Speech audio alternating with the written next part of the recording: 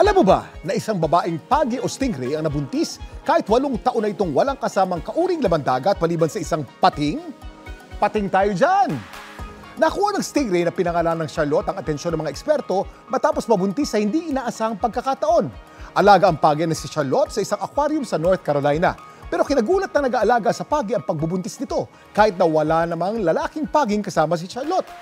Tanging 2 white-spotted bamboo sharks ang laging kaulayaw ni Charlotte. Nakitaan din ang pagi na may kagat ng pating. Palatandaan daw na pakikipagtalik ng mga pating, kaya lumutang tuloy ang haka-haka na baka ang pating ang ama ng dinadala ng pagi.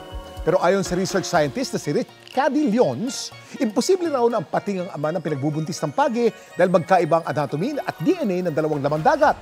Mas katanggap-tanggap daw na baka sumailalim sa prosesong parthenogenesis ang pagi o asexual reproduction kung saan pwede makabuo ng itlog kahit na walang similya.